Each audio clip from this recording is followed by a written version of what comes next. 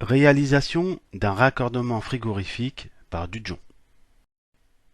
Le raccord Dudgeon est un raccord particulièrement utilisé dans l'industrie du froid et de la climatisation.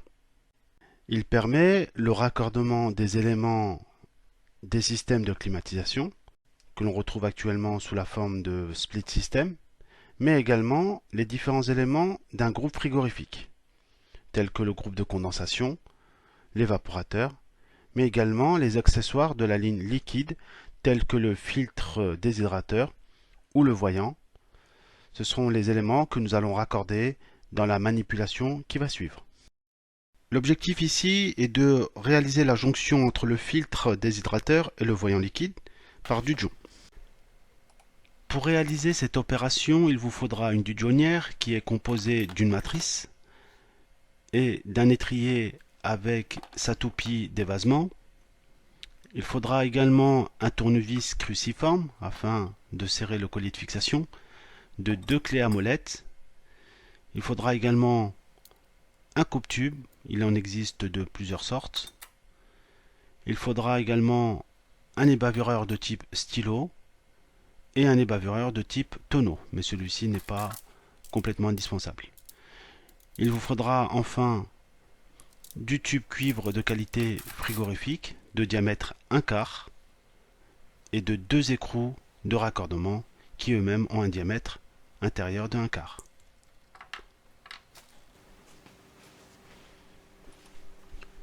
Première étape, il faudra mesurer la longueur de tube nécessaire au raccordement et ne pas oublier à ajouter à cette longueur 2 mm pour chaque dudgeon. Étape 2, il faudra reporter la longueur mesurée sur votre tube et réaliser la coupe avec un coupe-tube. Merci de ne pas utiliser une scie à métaux. Ne pas oublier d'ébavurer le tube à la fin de cette opération.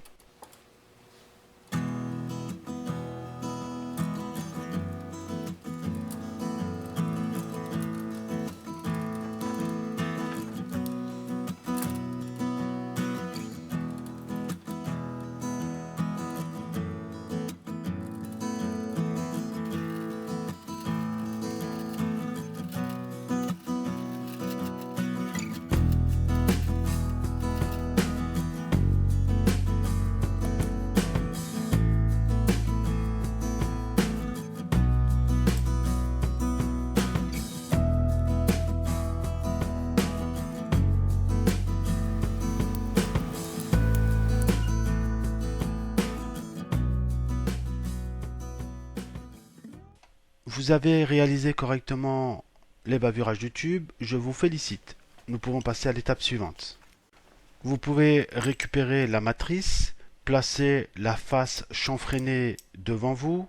Cette face chanfreinée est facile à repérer car c'est celle où est indiqué les différents diamètres de tube possibles.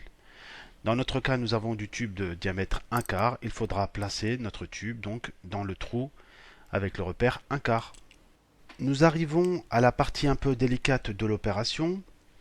Il faut faire sortir le tube d'environ 2 mm. Cette valeur est valable pour les petits diamètres.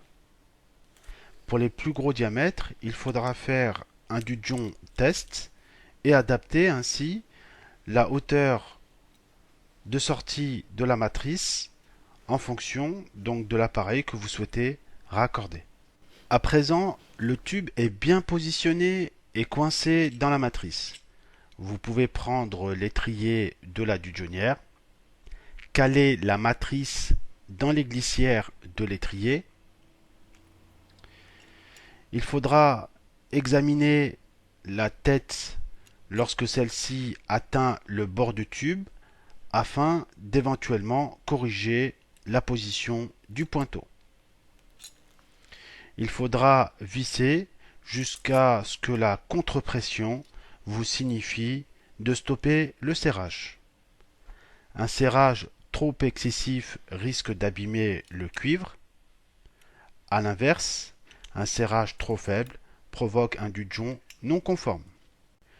Une fois le dudgeon effectué, retirez l'étrier de la matrice, sans abîmer le raccord. Il faudra ensuite desserrer les écrous de la matrice pour libérer le tube et examiner le raccord.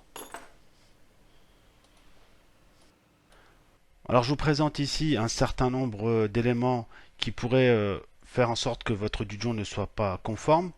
Donc une collerette qui n'est pas uniforme, c'est-à-dire que les éléments n'ont pas été placés correctement à l'intérieur de la matrice. Le cuivre qui s'est fendu, donc c'est-à-dire que le pointeau a été trop serré.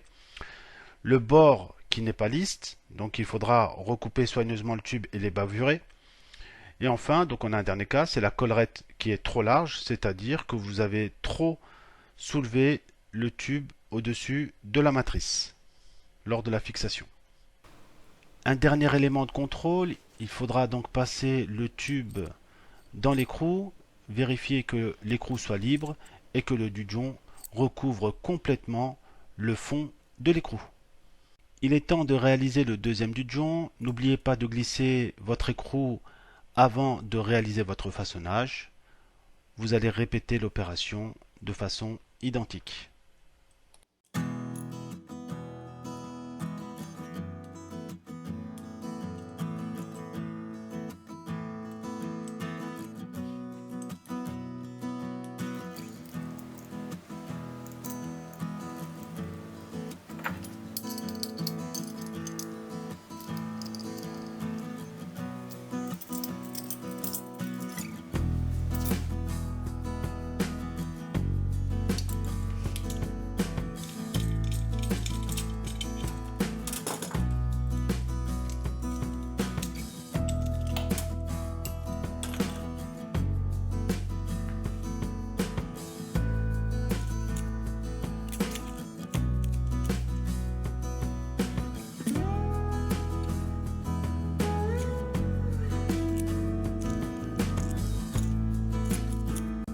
Vous êtes arrivé jusqu'à cette étape, je vous félicite.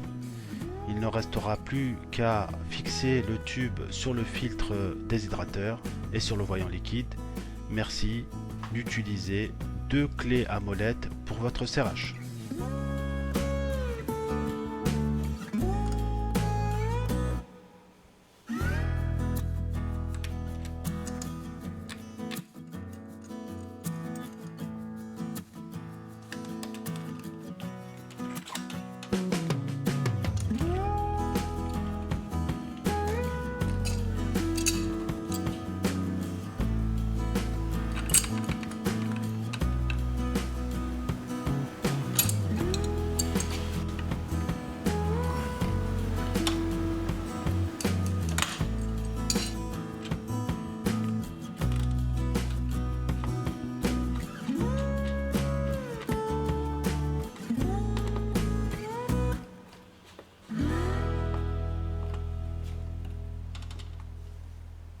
Je vous dis bravo car vous avez réussi votre intervention. Il suffira maintenant de réaliser un test d'étanchéité à l'azote. Si vous avez un doute sur cette opération, je vous invite à aller voir la leçon travaux pratiques numéro 5, test d'étanchéité des circuits frigorifiques. Je vous remercie pour votre écoute et je vous dis à tout de suite pour la suite.